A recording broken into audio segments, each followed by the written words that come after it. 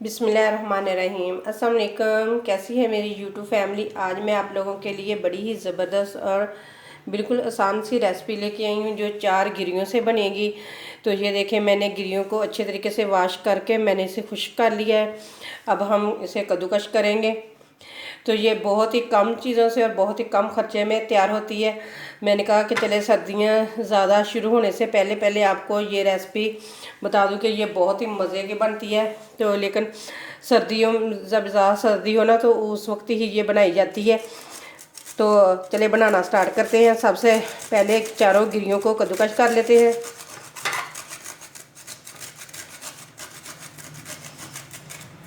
बहुत ही आसानी से इस तरह कद्दूकश हो जाती हैं। चारों गिरियों को ना कद्दूकश करके तो फिर मैं आपसे मिलती हूँ। चारों गिरियों को मैंने कर लिया है, ये देखें कद्दूकश, ये देखें। तो चलिए इसे रखते हैं साइड पे। एक अदद लेंगे कढ़ाई, नीचे आग जला लेंगे। आग मैंने जला ली है। अब इसके अंदर डालूंगी एक कटोरी के थोड़ी सी कम मैं लूँगी मूंगफली, ये डालेंगे। ये मैंने देसी तिल लिए हैं, फार्मी नहीं लिए हैं। ये देखें बारीक बारीक से है ना, आपको नज़र आ रहे हैं। तो ये मैंने इतनी कटोरी ली है तिलों की, ये भी डाल देंगे। और इन दोनों चीज़ों को ना हम रोस्ट कर लेंगे हल्का हल्का सा। जब गोल्डन गोल्डन सा कलर आ जाएगा ना, उतनी देर तक इसे रोस्ट करेंगे।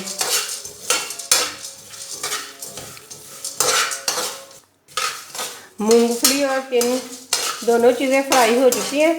ये देखें, तकरीबन आपने सिर्फ 5 मिनट तक इसे फ्राई करना है, ज़्यादा नहीं फ्राई करना। तो जो मेरी बहनें टाइम के हिसाब से बनाती है ना, उनके लिए है कि सिर्फ हमने 5 मिनट इनको फ्राई करना है, इससे ज़्यादा नहीं करना। क्योंकि बिल्कुल परफेक्ट तरीके से मैं आप लोगों को बता रही हूँ। कई लोगों ने बनाई हुई है लेकिन वो बताते नहीं कितने टाइम तक हमने इन चीज़ों को फ्राई करना है, कितनी देर तक नहीं करना। तो मैंने आप लोगों को बता दिया है कि सिर्फ 5 मिनट हमने फ्राई करना है इन चीज़ों को। अब नीचे से गैस बंद कर देंगे और इन्हें एक बर्तन में निकाल देंगे।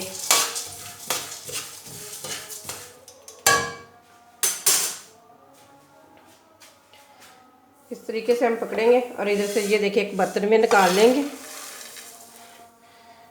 क्योंकि कढ़ाई अभी गर्म है तो ये चीज़ें ज़्यादा जले ना, इसलिए हमने बाहर निकाल ली। अब इनको ठंडा होने के लिए रख देते हैं।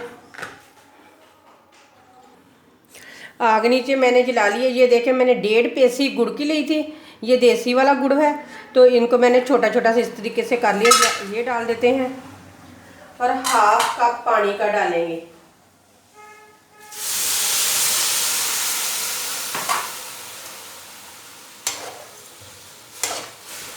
अब इसे पकाएंगे।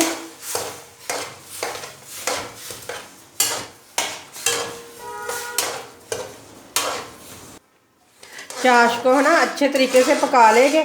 जिसने हमारे चैनल को सब्सक्राइब नहीं किया, प्लीज़ हमारे चैनल को सब्सक्राइब कर लें, लाइक कर लें, शेयर कर लें।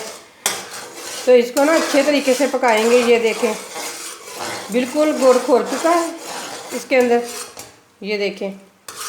अब थोड़ी देर और इसे पकाएंगे।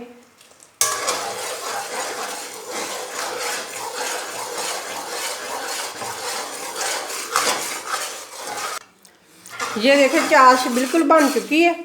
अब नीचे से आग बंद कर देते हैं और इसे ठंडा होने देते हैं।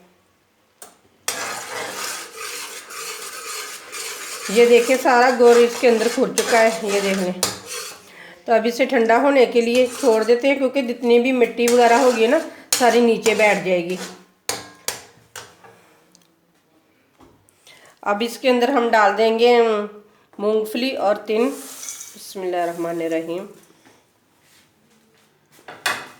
साथ ही मैं डाल दूँगी थोड़े से बादाम लिए थे, इनको मैंने बारीक बारीक सा कूट लिया है, ये देखिए।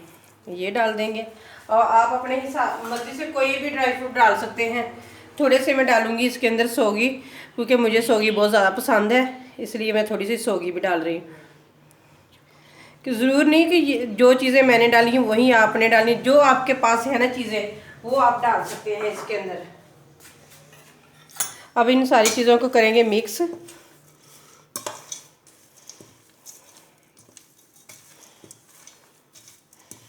बहुत ही मज़े की बनती है ये वाली चीज़ जो हम बना रहे हैं। तो आपने अपने बच्चों को ज़रूर बना कर देनी है कि बच्चे तो बहुत शौक़ से खाएंगे।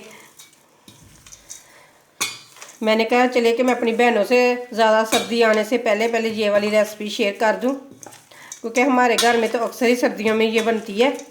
तो मेरे बच्चे तो बिल्कुल बहुत शौक़ से खाते हैं, क्योंकि बच्चों को फिर जल्दी ज़ुकाम और खांसी भी नहीं होती। तो ये इतनी मज़े की बनती है। ये देखिए सारी चीज़ें मैंने मिक्स कर ली हैं। सारी चीज़ों को हमने मिक्स कर लिया। अब थोड़ा थोड़ा करके हमने जो गुड़ की चाश बनाई थी ना वो डालेंगे, थोड़ी थोड़ी करके डालेंगे, एक दफ़ा ही नहीं सारी डाल देनी, थोड़ी थोड़ी करके हम डालेंगे इसके अंदर। आप अगर गुड़ नहीं डालना चाहते तो आप चीनी का भी सीरा बना के डाल सकते हैं, वो आपकी मर्ज़ी।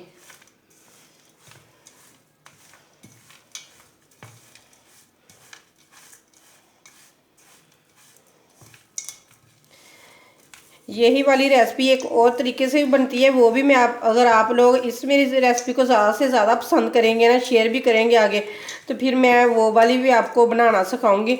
वो इससे भी ज़्यादा मज़ेदार की बनती है, लेकिन ये भी मज़ेदार है ना, वो भी बहुत ज़्यादा मज़ेदार बनती है। उसके अंदर दूध इस्तेमाल होता है, तो वो वाली भी मैं आपके साथ ज़रूर शेयर करूँगी अगर आप मेरी इस रेसिपी को ज़्यादा से ज़्यादा प्यार देंगे, ज़्यादा से ज़्यादा शेयर करेंगे।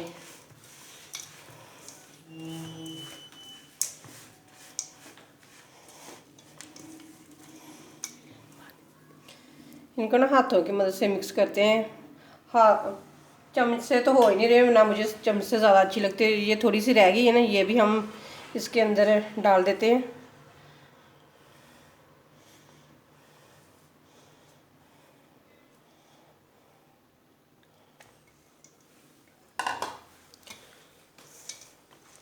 अब हाथों की मदद से ना अच्छे तरीके से मिक्स कर लेंगे, ऐसे ऐसे करके। चाश बिल्कुल आपने ठंडी करके डालनी है, गरम गरम नहीं डालनी, नहीं तो वरना हाथ जल जाएंगे।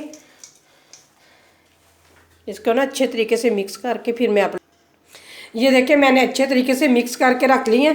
अब हाथों को लगाते हैं ऑयल सॉरी, हाथों को लगाते हैं ऑयल और फिर आप लोगों को बना के दिखाते हैं इसके लड्डू। हाथों को लगा लेंगे ऑयल, फिर इसकी पिन्नियाँ बनाना स्टार्ट करते हैं। जैसे हम छोटे छोटे से लड्डू नहीं बना लेते, इसी तरह के बस बनाएंगे छोटे छोटे से लड्डू। लड्डू भी कह लें, पिन्नियाँ भी कह लें। तो ये देखिए कितना प्यारा बन चुका है। मैं आपको वाज़ा दिखाती हूँ। ये देखिए कितना प्यारा बन चुका है। इसी तरह सारे बना के फिर आप लोगों को दिखाते हैं। सारे लड्डू बन के तैयार हो चुके हैं, ये देख लें। उम्मीद करती हूँ कि आप लोगों को मेरी ये वाली रेसिपी बहुत ज़्यादा पसंद आएगी। इसी के साथ मैं आप लोगों से इजाज़त चाहती हूँ। अल्लाह हाफिज़।